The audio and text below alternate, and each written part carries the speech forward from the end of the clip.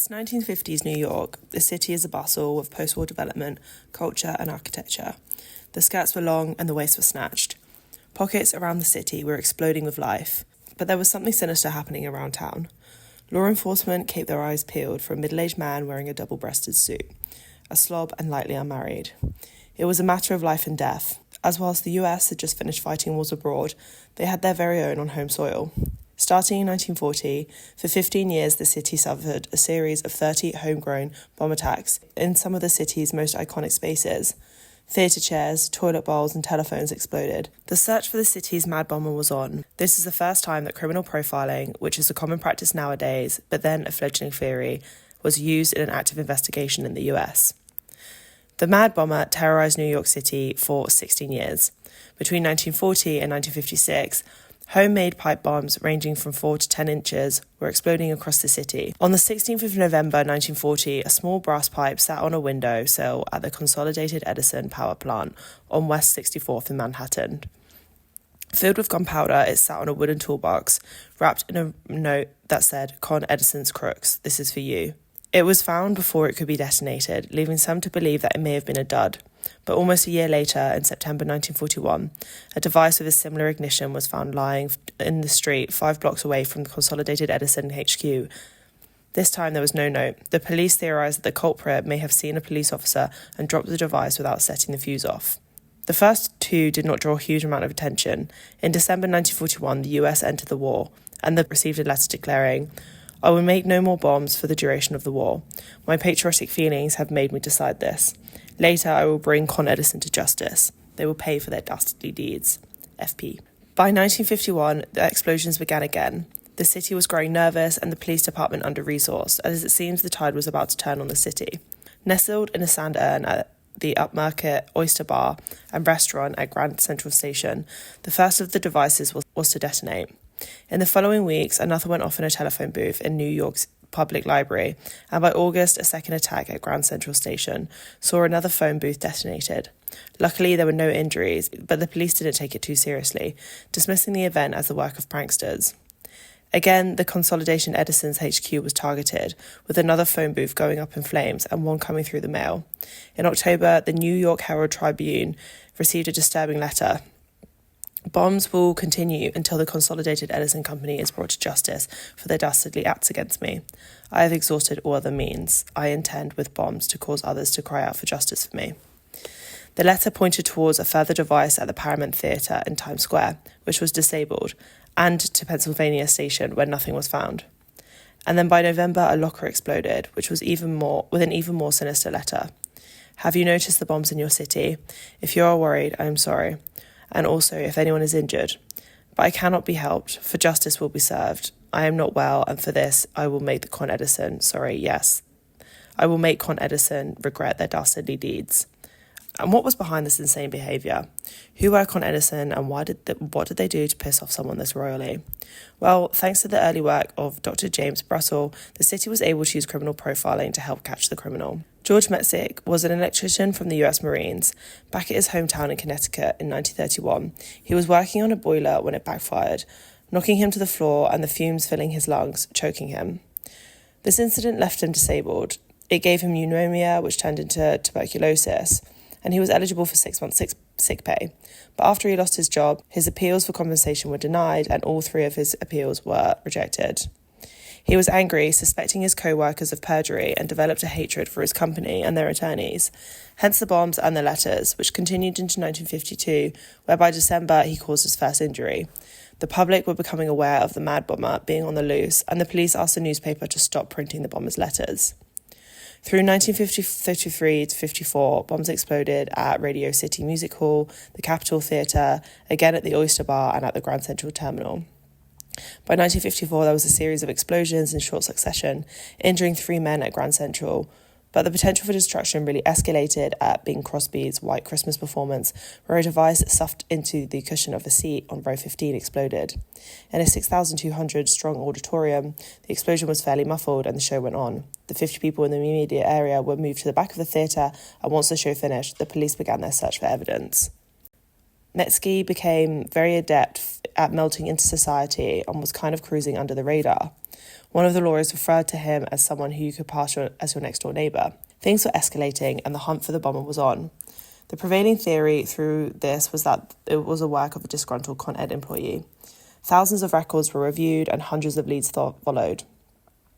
A bomb investigation unit was created, dedicated solely to the cause, and neighbours turned on each other in suspicion. Getting desperate, the police were driven to pursue a line of inquiry they had never before considered. They called upon James Brussel, a psychiatrist who was an expert on the criminal mind. A physical description of the culprit was unattainable, but he might be able to paint an emotional portrait. This was a novel and radical idea in 1956. Brussel had many hesitations. He had a whopping 120,000 patients and didn't want to screw up such a high-profile case. If experts hadn't cracked this case in more than 10 years of trying, what could I do? But Brussel was quick-witted and bright, and so, provided with a satchel of evidence, he began to put his thoughts together. The evidence showed one thing very plainly, but Brussel would write. At large, somewhere in New York City, was a man who was definitely quite mad. He concluded that the mad bomber suffered from a case of progressive paranoia, and that he would be able to create inferential mosaic and profitable characteristics.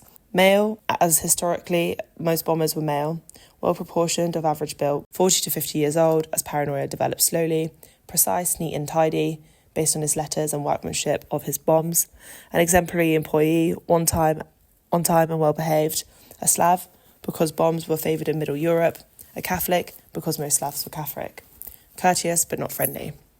He seemed like a ghost, Brussel later recalled, but he had to be made of flesh and blood. He had been born, he had a mother and father, he ate and slept and walked and talked.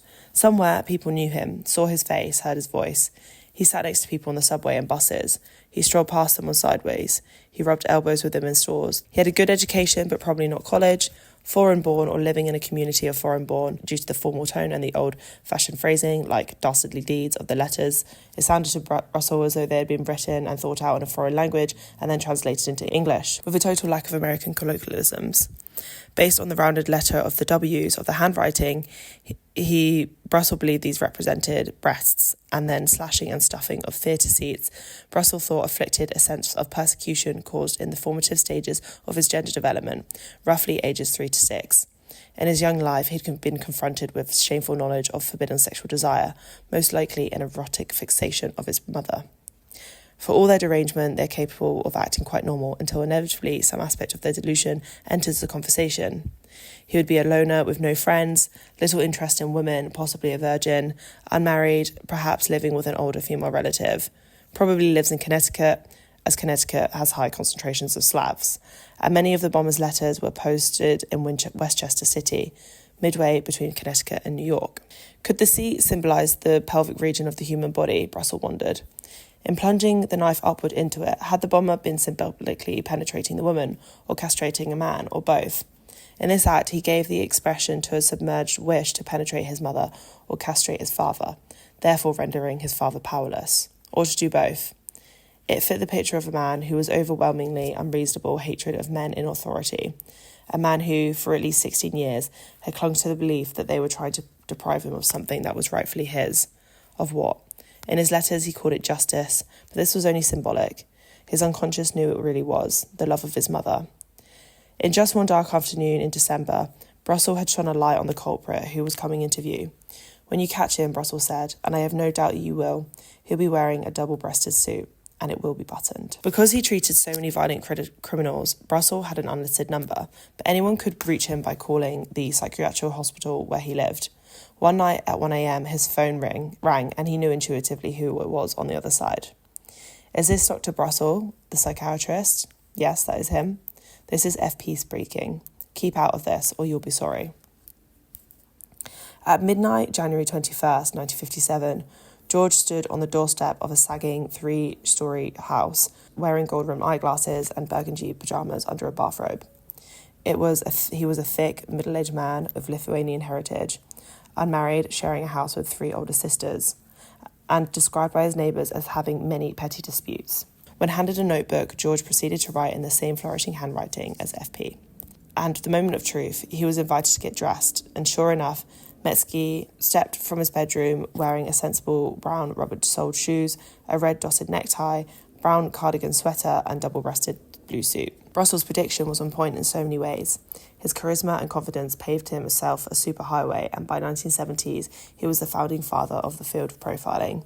He was described by the press as the Sherlock Holmes of the couch and a psychiatric seer. At times, I was almost sorry I'd been successful in describing George Metesky, for I had to live up to that success. It wasn't always easy, and sometimes it was impossible. There were times where I made mistakes. There were times where I simply lacked enough information to build an image of a criminal. Russell consulted with criminologists until his death in 1982, but his legacy lived on. As for Metesky, he didn't become angry. He was a patronising and successful paranoiac who, as God, could appreciate and magnanimously forgive his children's mistake. He smiled at me with a wave of his hand and said, it could have been, but it wasn't.